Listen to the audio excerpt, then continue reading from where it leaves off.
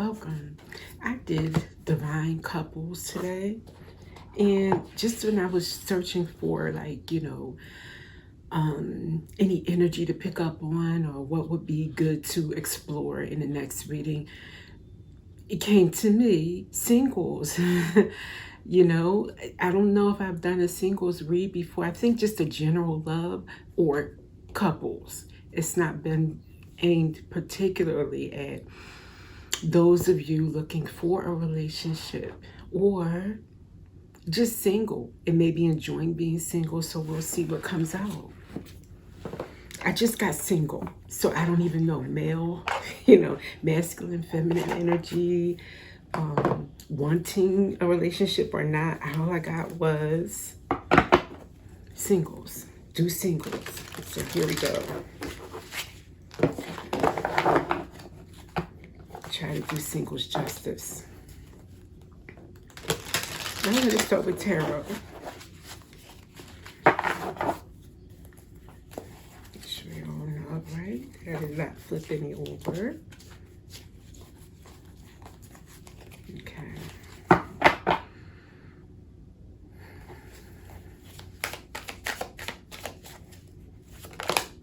Thank you. Three of Cups comes out first.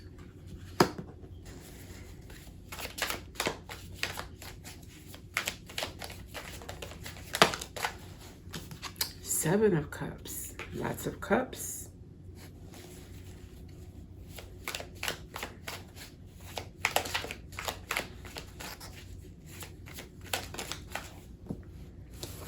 Queen of Swords.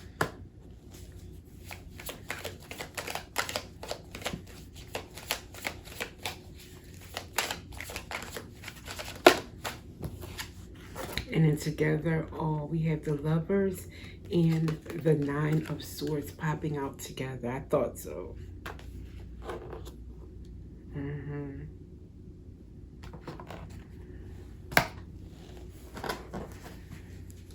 Yeah.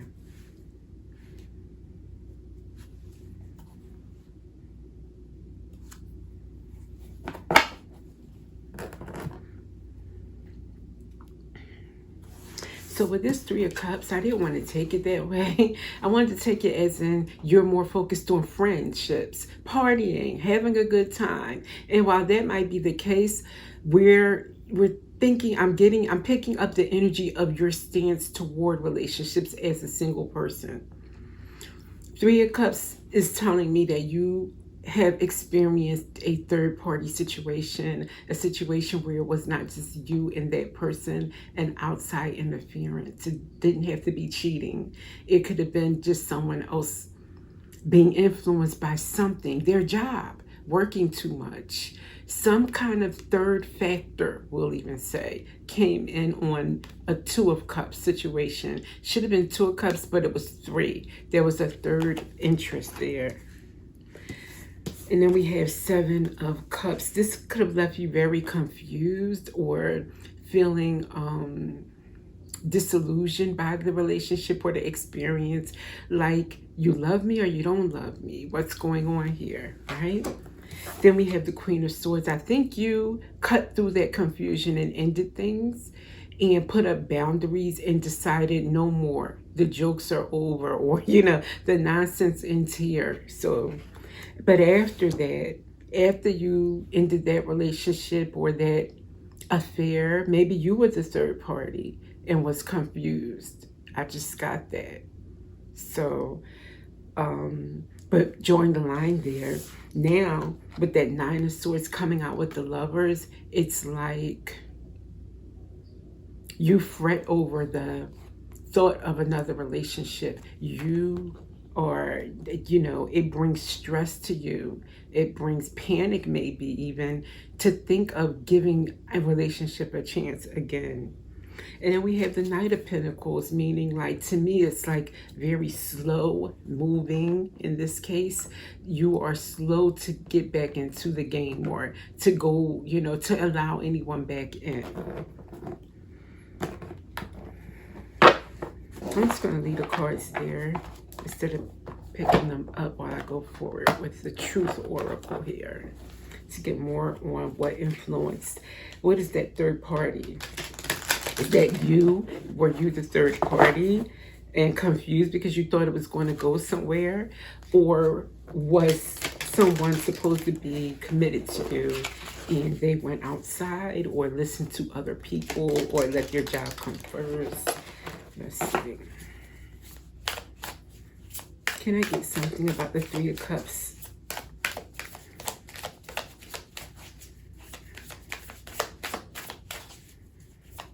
About the single person's experience, the collective's experience with the Three of Cups, Seven of Cups, being confused by some. And we have encounter, meet by chance, love at first sight, a crush. I'm getting from that someone you were involved with had an encounter, meaning a casual experience with someone, or you. I'm still not clear if you're the person that had the encounter and stepped out on a relationship and it was like a love at first sight situation. Like this was supposed to be a one night stand maybe, or you were just, and it went further, you know, for you or for the person you were involved with. But I'm thinking it's the person that you were involved with, because we have you as the Queen of Swords, cutting through the nonsense and the confusion, ending it, and fretting to move forward with a new relationship. So yeah, this was the person who had an encounter that's clarifying the Three of Cups. Wow, and at the bottom we have unknown. So it was a puzzle. It was an illusion, confusion. I could put that right on the Seven of Cups, because that's what I was thinking. Illusion. You were confused. It was like you didn't know what was going on. Why are you behaving this way? Why did we go from fairy tale to nightmare? What's up? You know? And then right after mystery, we do have affair. It was a mysterious affair to you. Mistress, third party. And that's why you keep going, taboo. So maybe not only was it a third party, but something about it was forbidden, taboo. You were not looking for that because it was something that happened, like it was out of your wildest imagination. You wouldn't have think maybe that this person would be the third party, or that it would have happened the way it did. Something about that. And it had you chewing on it, deep thinking. Like you really had to process this. It wasn't easy for you. Okay. So now you're the Queen of Swords. So about the future, let's get some guidance. Because maybe you are supposed to just take a chill out, time out. You're listening to your intuition. You're listening to what you need for yourself. But then with the Nine of Swords, that's a lot of fear. So we never should live in fear. That might be the part that you want to, let's see. Let's go move over to this part now. And I'll get tarot back out. Not tarot, the Truth Oracle. For the Lovers and the Nine of Swords. For my Queen of Swords, you might be an air sign. Or I have a lot of cups at the beginning. You could be a water sign. We have Gemini out here with the Lovers. So that could be all Gemini on this end and water sign at the other end. I don't know. But for the Lovers and Nine of Swords, hope. Wow. Clarifying you fretting over the prospect of a relationship. Hope. Maybe deep down in your heart, you want to hope that there could be a good relationship for you. But that's what scares you. That all of your hopes will just get dashed. You'll only see disappointment because of a hidden truth. You don't want to bump back into that again. You don't want to face, you know, loving somebody, letting your heart open all over again just to find a secret. Next is sorry. I am sorry. Maybe that means you just don't want to hear it. That you're Queen of Swords. You can have no time for the sorry. Got you. All right. Truth, truth, truth. That's the truth. So how can you... Some advice here.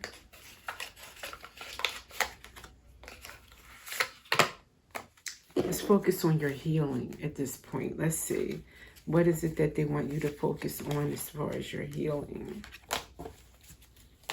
Because it's not that you're wrong to not want to be hurt again, but there might be some shadow work or cleaning up in your soul that needs to be done. And it's the full moon. We're near the full moon. This is a time of release. That's why this is coming up. So you can release that stress, that fret over wanting to be hopeful. Living is to be hopeful and try again. Not to be held hostage by your fears.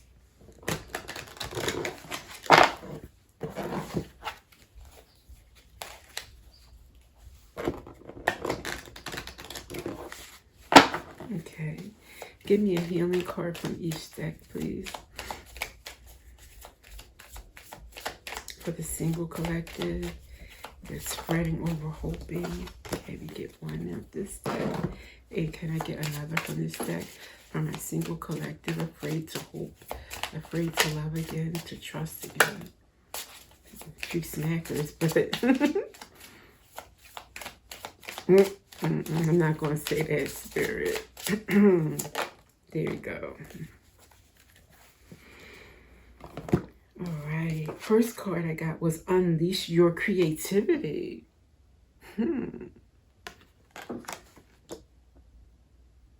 What does unleashing your creativity do for you? It frees you. It makes you feel like you're alive again. So instead of focusing on love, which you're not doing clearly, you're shutting that off, it seems. But Spirit is saying, free yourself in other areas, because that's going to help you with the shadow work of releasing the pain, releasing the fears around it, releasing yourself from the situation. It's like unleashing yourself through the creativity so that you won't feel this anymore. And then we have garden. Something lovely will come from this. You get this so often. This comes out almost every single time. So no matter what you went through, something lovely will come out of that experience. It was not all for naught. You will go forward. You will love again. You will open your heart again. And you will take something from that experience that you'll need in the future. Not when to spot lies or when, I don't mean that kind of thing, but maybe, hey, appreciating the opposite. You see someone that doesn't carry those traits of mystery, of incognito time. You know what I mean? That maybe was you found to be a little bit enticing, somewhat subconsciously or something. And now that doesn't turn you on anymore. Now you want someone that does what they say they're going to do, comes through, stands up, is what I'm getting. So something good came out of this. You know what to recognize that you do want.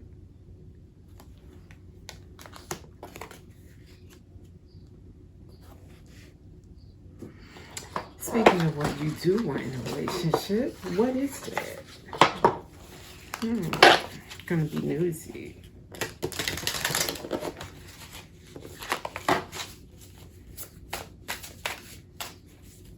What's this collective want? What does this single collective want in a relationship? What are those hopes? Wow, it went like right on over nicely. Mediator, be each other's mediator, balancing the scales of emotion. At first glance, I'm thinking you want someone that's going to check you. You know what I mean? Or you are going to be able to take it when you check them. Like, okay, I think today you're having a bad day and you're kind of like letting that energy flow through the house, or, you know, you being able to rely that when they come to you and say, I'm noticing something, that you can trust it, that they're not doing a power move or power play, that they're literally just telling you the truth about what they're noticing, is what I'm getting. Mediator in that way for each other. But then I'm also getting that you want a balance of emotion. You want equal love. What you give to them, they give to you. Equal time. You want to spend as much time with me as I want to spend with you. Equal giving. You know, I give you gifts, you give me gifts. That kind of thing, where nobody's feeling like someone's more loved or less loved, lacking attention. That kind of thing. What else? They are flying out beautifully. Listening. True understanding starts with listening in silence. You want someone to listen, to want to know, not just, okay, I'm here for an hour. Tell me about your day. Tell me what's on your mind. Tell me about that argument on the phone with your mom. You don't want that. You want someone who listens because they really are fascinated by your mind, that they want to hear what you have to say, that they find you intriguing, and learn to understand you and who you are by listening. Surprise. Adorn the everyday with surprises. Keep the freshness alive. You want someone that is romantic, that knows how to pop up with gifts. Again, after listening and knowing what you like, what you need, not just any traditional gift that anybody will pop up and get, or nothing they just happen to, look, walking through the mall and they just pick up anything. You know, you want it to be, oh, I know this would make her happy, or I know this would make him happy. I know this is what that would make their job easier. You know, that kind of thing. It's beautiful. All right, let me get an angel card for your experience, where you are now, what you should know about this experience, what may be ahead, what Spirit just wants you to know overall concerning your love life and your, I would say, your love experience.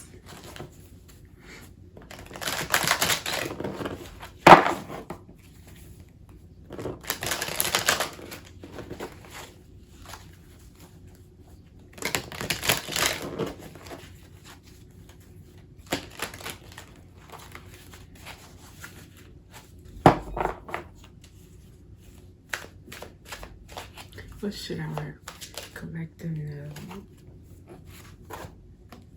The Dragon's Lair, number 19. Okay.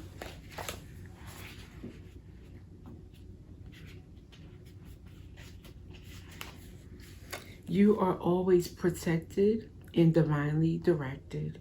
You have a remarkable internal warning system that lets you know when things are out of alignment. You're about to enter dangerous territory, so tread carefully and be aware of your surroundings. The path you're on now is one that will challenge you to the core. That said, peril is also exciting and exhilarating, like the danger you feel before you enter a new relationship. Knowing that you'll be changed forever. A life lived fully isn't lived only in safety. A new experience is calling to you, one that will test your courage. The choice is yours, but there is greater value in risk-taking than remaining unchallenged. New territories are waiting to be discovered. Oh my gosh. And at first I was like, being protected, what does that have to do with this? It's not like, I don't know, I just didn't expect it, but Spirit never lies and is always on time with these messages. It's just saying, take a risk, that life is not worth living safely. You know, okay, I know I'll never get hurt if I stay home alone and I never love again. Yeah, but will you have lived?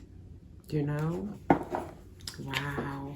Beautiful, beautiful message. And with that, I see why they wanted me to give this singles message. Good luck in taking a risk, calculated risk. And I'll see you in the next one.